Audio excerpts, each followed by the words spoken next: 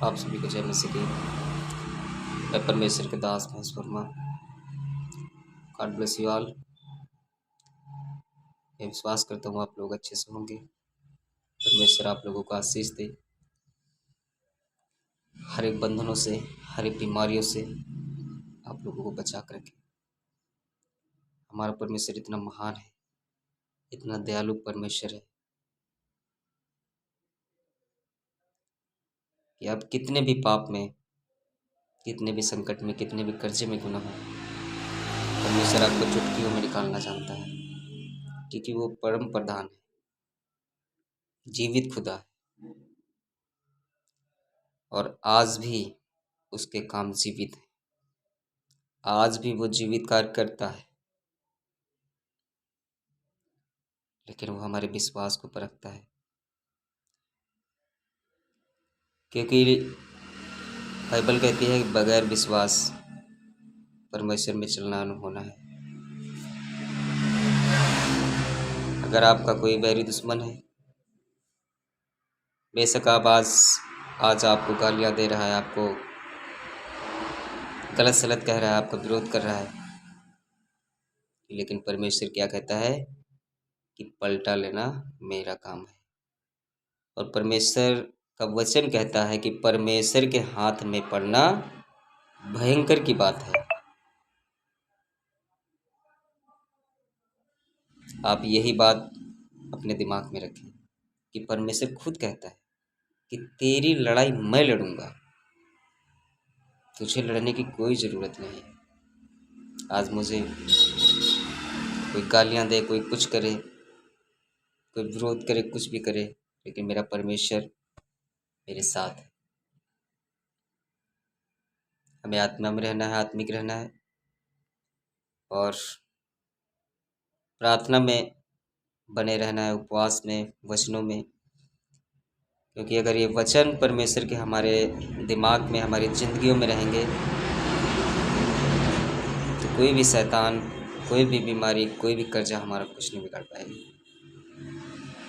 क्योंकि परमेश्वर कहता है कि ऐसी कोई परीक्षा नहीं मैं तेरे ऊपर डालूंगा जो तेरे सहने योग्य ना हो। उसी परीक्षा में डालूंगा जिससे तू लड़ सके, सह सके और उस परीक्षा से निकल सके। क्योंकि जिस तरह से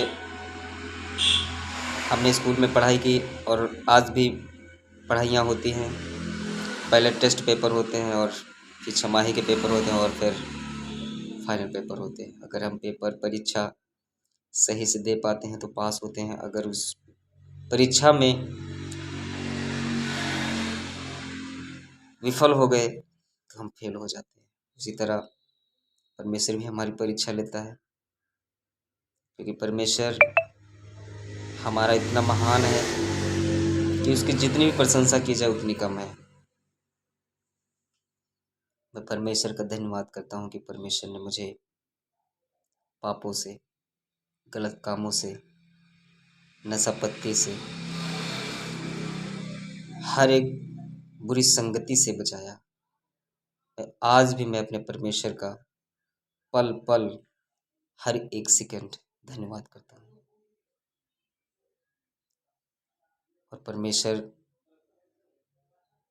हमें कभी लज्जित नहीं होने देता, कभी भी हमें गिरने नहीं देता। सिर्फ आपका विश्वास होना चाहिए, क्योंकि लिखा है कि विश्वास से ही धर्मी जन जीवित रहेंगे, और विश्वास करने वाले के लिए सब कुछ हो सकता है। क्योंकि जब मनुष्य से नहीं हो सकता, परमेश्वर से हो सकता है, क्योंकि परमेश्वर से सब कुछ हो सकता है। बाइबल कहती है कि परमेश्वर कहता है मैं हर एक प्राणी का परमेश्वर हूँ। ऐसा कौन सा काम कठिन है जो मुझसे ना हो। ये बात सच है। यहोवा हमारा परमेश्वर है और उसके लिए हर एक काम चुटकी का है, लेकिन हर एक काम वो अपने सिस्टम से करता है, आपके सिस्टम से नहीं करेगा। आप अगर चाहें कि ये काम ऐसे हो जाए, वैसे हो जाए, लेकिन नहीं, परमेश्वर कहता है तुम्हारी सोच से मेरी सोच से जमीन आसमान का फर्क है, काफ़ी अंतर है, जिसकी दूरी हम नहीं जानते। परमेश्वर हमारे बारे में हमेशा अच्छा ही सोचेगा, गलत नहीं सोचेगा। अगर हम परमेश्वर के वचनों पर चल रहे हैं तो परमेश्वर कभी हमें गलत रास्ते पर नहीं जाने देगा। अगर हम उसके नियमों को मान रहे हैं, उसकी व्यवस्था को मान रहे हैं, उसके हर एक सिस्टम को मान रहे हैं, तो परमेश्वर हमें कभी गलत रास्ते पर नहीं जाने देगा, क्योंकि परमेश्वर हमारा जीवित खुदा है और उसने अपने इकलौते पुत्र को दे दिया। किस लिए दे दिया? हमारे पापों के लिए, हमारे हर एक रोग के लिए। जो हम पाप में थे, आज़ाद हो गए, क्योंकि क्रूस पर चढ़कर हमारे परमेश्वर यीशु मसीह ने हर एक विपदा अपने ऊपर ले ली। और देखो कितनी महानता यीशु मसीह ने उस समय भी दिखाई, जब यीशु मसीह को क्रूस पे चढ़ाया जा रहा था। क्या कह रहे थे कि हे मेरे पिता परमेश्वर, जो उनको मार रहे थे, भाले मार रहे थे, कोड़े मार रहे थे, कीले ठोक रहे थे, तो यीशु मसीह ने क्या कहा? हे मेरे पिता, इनको क्षमा कर, ये नहीं जानते ये क्या कर रहे हैं, अनजान है ये। ऐसी दीनता मेरे परमेश्वर में। बहुत महान है मेरा ईश्वर, मेरा परमेश्वर। परमेश्वर कहता है अपने शरीर को हमेशा साफ सुथरा रखो, अपने मन के अंदर कभी मैल ना आने दो, गंदगी ना आने दो, गलत विचार ना आने दो। किसी लड़की को देखो तो उसको अपनी बहन और बेटी समझो, किसी औरत को अपनी माँ और बहन समझो, क्योंकि पत्नी सिर्फ आपकी एक है। वो परमेश्वर सिलेक्ट करता है, किस तरह से वो परमेश्वर जानता है। क्योंकि जब परमेश्वर ने आदम को बनाया तो आदम ने ये नहीं सोचा कि मुझे स्त्री की जरूरत है। परमेश्वर ने कहा कि आदम का अकेला रहना ठीक नहीं, और उसके लिए एक सहायक बनाया। पत्नी अपने पति का सहायक होती है, उसका उसके साथ, जैसे कि किसी खेत में या हल चलाते वक्त या किसी भी चीज़ में देख लो कि अकेली चीज़ नहीं जचती है, तो उस चीज़ को अगर साथ दूसरी जोड़ दी जाए तो उसकी सुंदरता बढ़ जाती है, शोभा बढ़ जाती है। ये परमेश्वर को क्या ज़रूरत थी स्त्री बनाने की? वो चुटकियों में हर एक सिस्टम अगर आदम को बना सकता था, तो ऐसे ही और भी सिस्टम बना सकता था। और बाइबल में ये लिखा है कि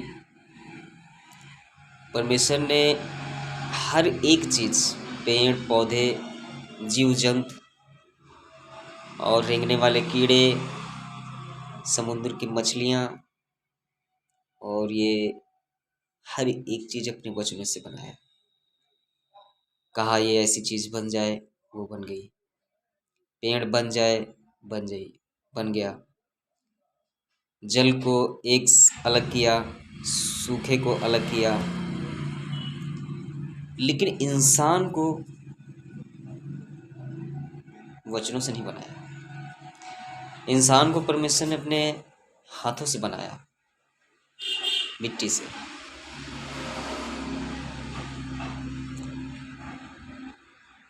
और अपने स्वरूप में बनाया। इसलिए बनाया कि ये इंसान मेरी महिमा करेंगे।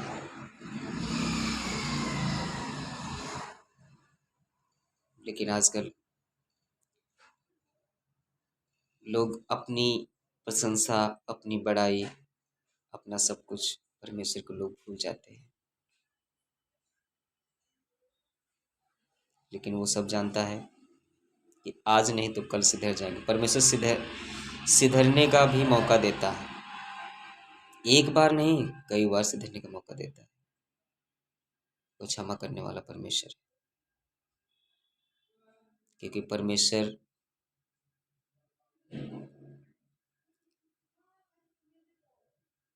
पाप को नहीं, पापियों को छुड़ाने आया है। पापियों को मारने नहीं आया, पापियों को बचाने आया है। जो पाप में है, बेविचार में है, चोरी में है, गलत रास्ते पे है, नशे में है, उनको परमेश्वर बचाने आया है। जो ठीक है उनको क्या जरूरत है बचाने की।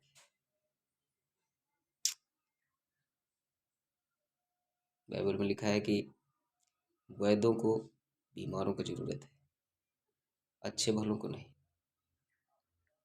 परमेश्वर आप लोगों को आशीष दे, एक दूसरे से हिल मिल के रहें, प्रेम से रहें और परमेश्वर के वचनों पर चलें। परमेश्वर का वचन ही आपकी जीवन की शैली आगे को बढ़ाएगा। अगर जिंदगी में आपके वचन नहीं है, आप परमेश्वर की व्यवस्था को नहीं मान रहे हैं और उल्लंघन कर रहे हैं, तो इसका परमेश्वर जिम्मेदार नहीं है, इसके आप जिम्मेदार हैं। परमेश्वर आप लोगों को आशीष दे। God bless you all. जय मसीह की।